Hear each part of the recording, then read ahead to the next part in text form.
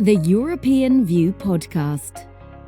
Your place to navigate the insights of our policy journal, brought to you by the Martens Centre. With Sara Pini. Hello, and welcome to the European View Podcast, your way to navigate through the main issues of our policy journal with valuable insights from the authors themselves. I'm Sara Pini, Senior Research Officer at the Martens Centre, and today I have the pleasure of welcoming Natalia Gavrilița, who is a member of our Academic Council, a former Prime Minister of Moldova, and currently Director of the think tank Partnerships for a New Economy, a member of the Supervisory Board of Moldova's National Bank, among others. Hello, and good to be here. You can find her article, which is titled Balancing Economic Efficiency and National Security, Industrial Policy at the Nexus of Geopolitics and Globalisation. You can find it together with all the other article of the European View on our website, martencenter.eu. And don't be scared by the complexity of the title. It's very well, very clearly written.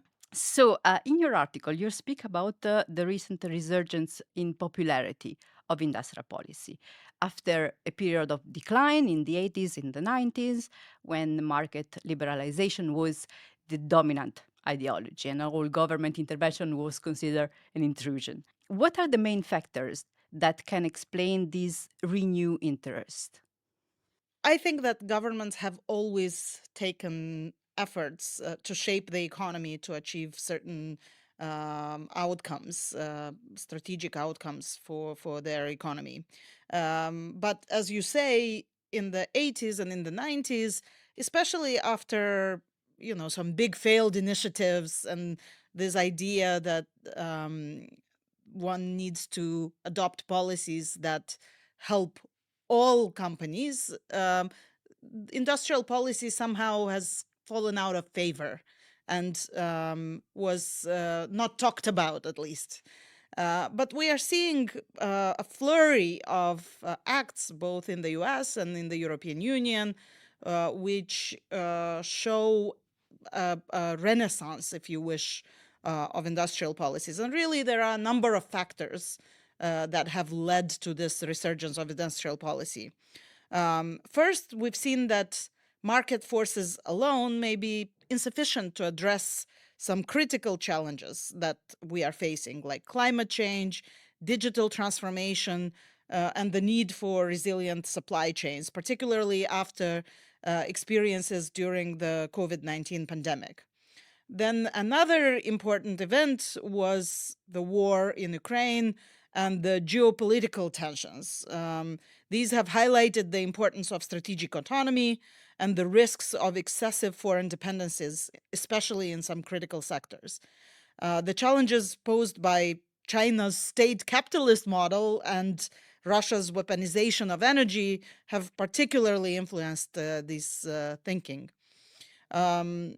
Third factor that I would mention is that we've gained better understanding of the role of industrial policy in addressing market failures and providing a strategic direction for economic development. So prominent economists like Dani Rodrik or Mariana Mazzucato have highlighted how government coordination can catalyze innovation and structural transformation.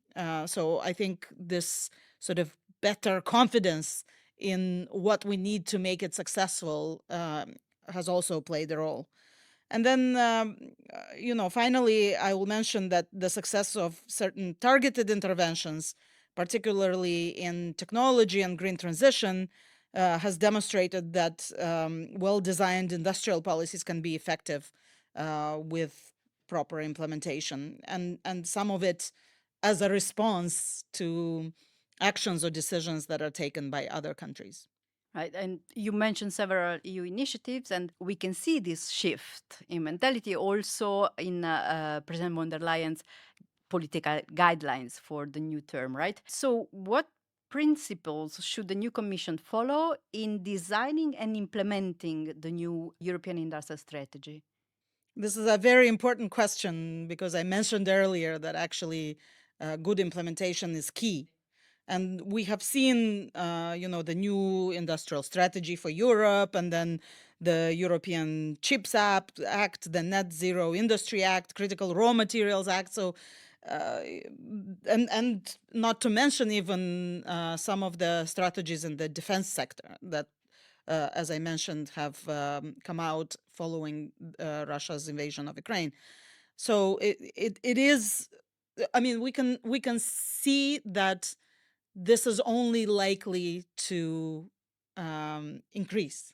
So we can expect that more and more of the European Union's financing will actually go towards this industrial policy decisions and mechanisms. And I think that there are several key principles in designing and implementing these policies that should be kept in mind, whatever decisions are taken. And the very first one would be to maintain the integrity of the single market.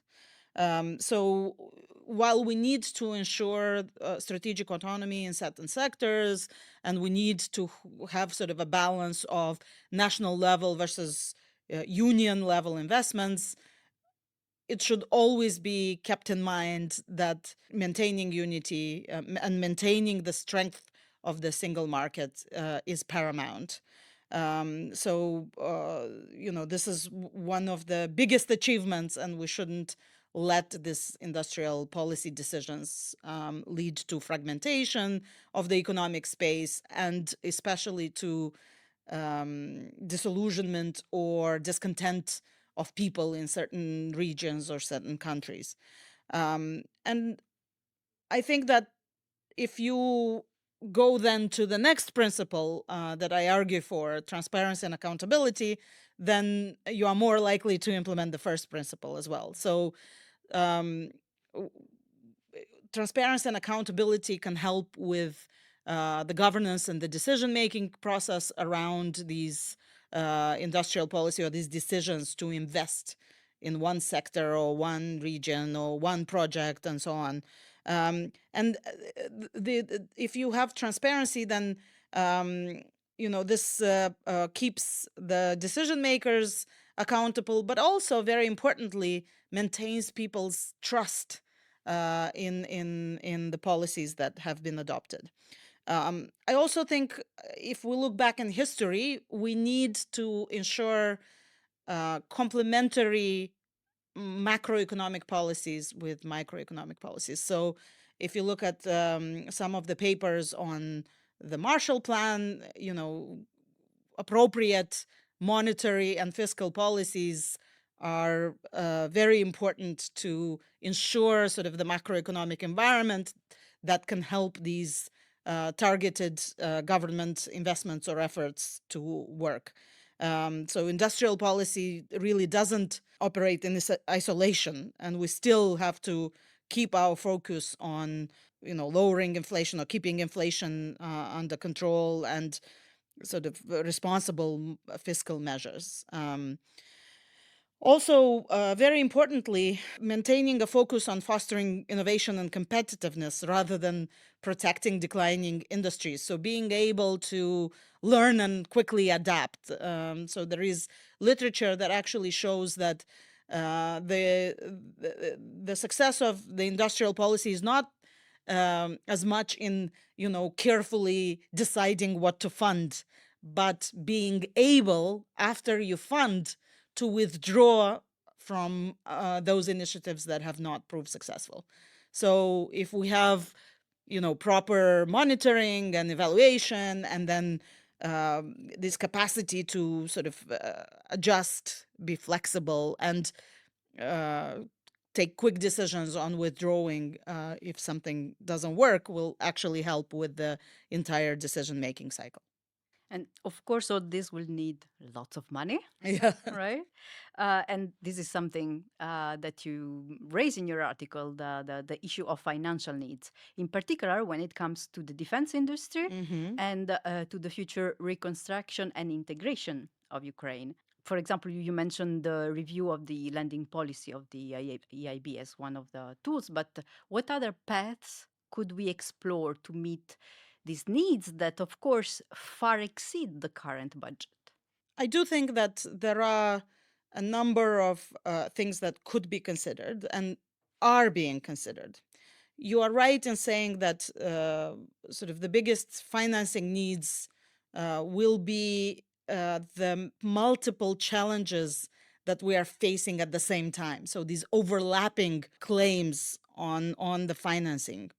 So really, there are several ideas that could be looked at and are being discussed in all fairness. So one thing that I believe in is leveraging public money to get more private investment as well. So this could be done through guarantees or public-private partnerships. And also, for example, the European Investment Bank's mandate could be expanded to include defense-related projects, as you mentioned. There is a discussion, and there is this clear possibility to use the resources that are extraordinary and wartime recourses, such as the Russian frozen assets. Of course, it requires careful legal consideration, but it represents a potentially significant source of funding specifically for Ukraine's reconstruction, which can then allow more flexibility on using other resources. But also, we need to look at the structure of investments. So, for example, in the Academic Council meeting today, we discussed that it's not just about how much Europe is investing, because sometimes it's on par with the United States or countries that the European Union is competing with, but it's the structure that sometimes is not allowing to invest in most innovative technology, or, for example, on short-term needs like armament in the defense sector. So looking at the structure of current investments, how it could be better oriented towards priorities and the more strategic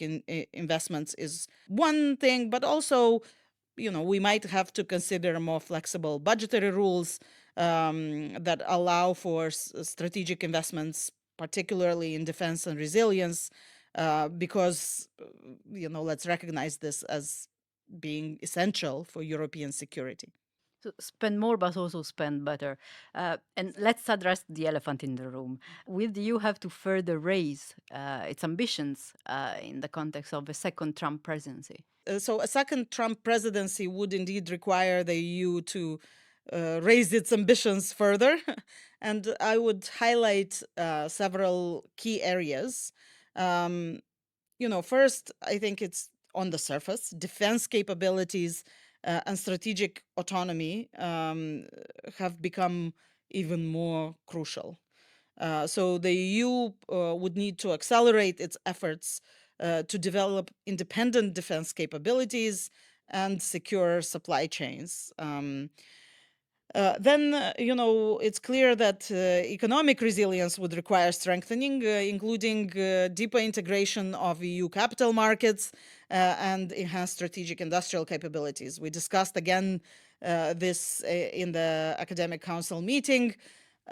We need to understand how these innovative companies and ideas can access more flexible, more risk-taking, and more patient capital in a venture capital union. And of course, the international partnerships of the EU would require diversification.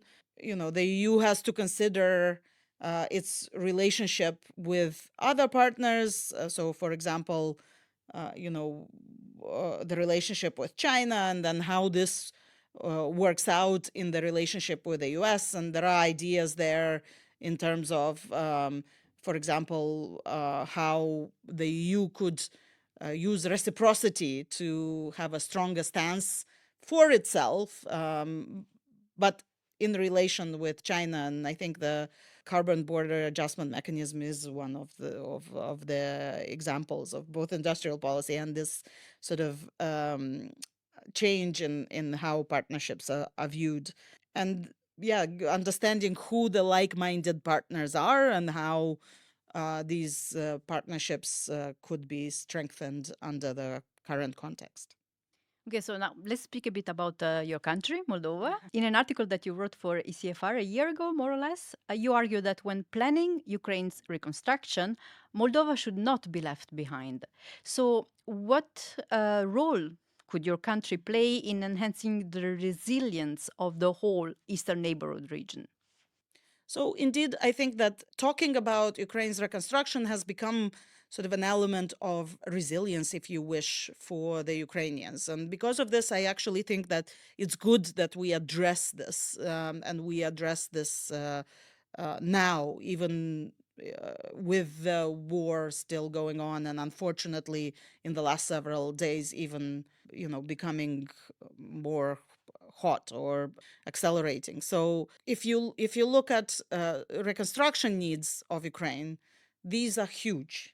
And actually, if we talk about industrial policy, they will require quite careful consideration about investments, rules, EU's competition policy, because at the same time, Ukraine and Moldova are on their path for EU integration. So there will have to be sort of exemptions and balancing and transition periods to make sure that these countries converge quicker to the EU, and at the same time sort of comply gradually with the rules of the single market.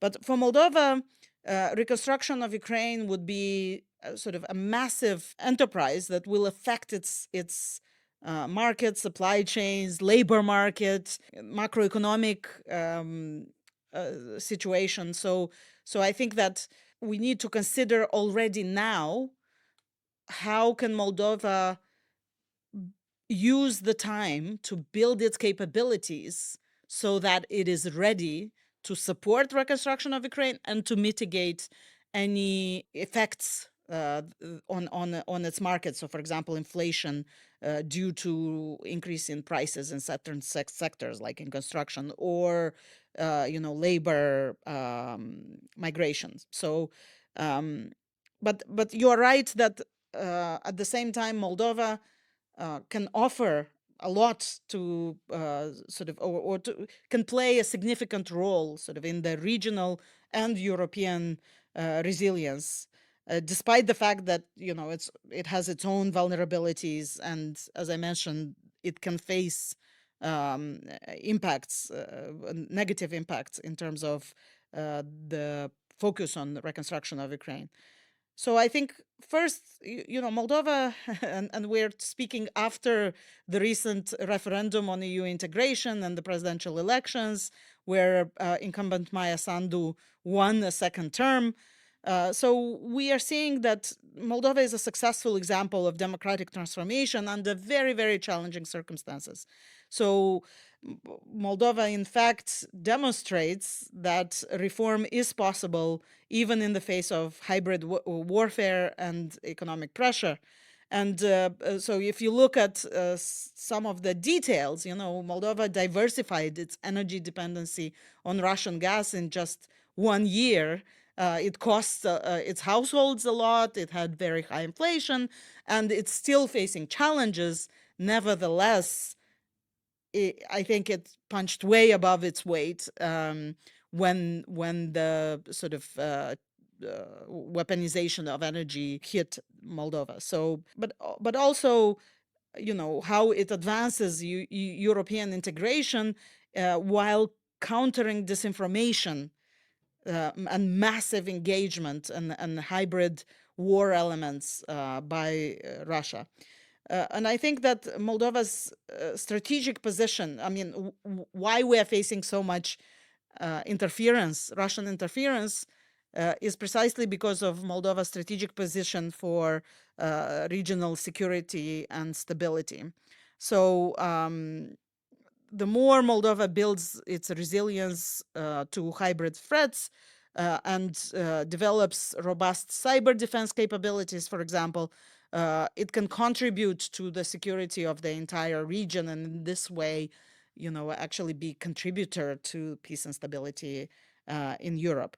Also, I think that Moldova can serve as a bridge for regional cooperation particularly in infrastructure development and energy connectivity. And we are seeing that in sort of recent investments in developing road infrastructure, railway infrastructure, and so on. So the energy interconnections with Romania, for example, the enhanced digital infrastructure, all of this could create a more resilient regional network. And again, just to underline that this not just strengthens Moldova and Ukraine's capabilities, but actually strengthens the entire Eastern neighborhood's connectivity with the EU and, in a sense, feeds into this ecosystem that ensures peace and stability in Europe. And finally, I would mention here the importance of both Moldova and Ukraine pursuing EU integration. So Moldova and Ukraine can coordinate their efforts, share best practices, develop joint approaches to common challenges. They are doing that already. But this cooperation could create a stronger reform momentum in the region and demonstrate once again the effectiveness of the EU enlargement policy. And I agree with you that Moldova is a success story, and I think in several ways. As I said when I introduced you, you have been Prime Minister of Moldova. You were the third woman in this role since the country's independence in 1991. Now, I'm Italian. It took us 80 years, or almost 80 years since the creation of the republic to get the first female prime minister. So kudos to Moldova. But anyway, as a former prime minister, you are a member of the Council of Women World Leaders, together also with the President Sando, among others. And here I am stepping a bit into the territory of Her and You, which is the podcast that is hosted by my colleague Loredana Teodorescu. But I am sure that she will forgive me for asking you this question. So, what do you think it means to be a female leader? And what is the importance of role models to inspire future generations of women? This is a very important question, and I think that Moldova should take a lot of pride in the fact that for a while it was the only country in the world that had both a female president and a female prime minister during a very difficult time with war and the consequences of war, with Russia's energy blackmail, with very high inflation, disruption in supply chains, and so on. And it actually demonstrated that even during that time, women can be effective leaders. In my experience, leadership isn't necessarily about the gender.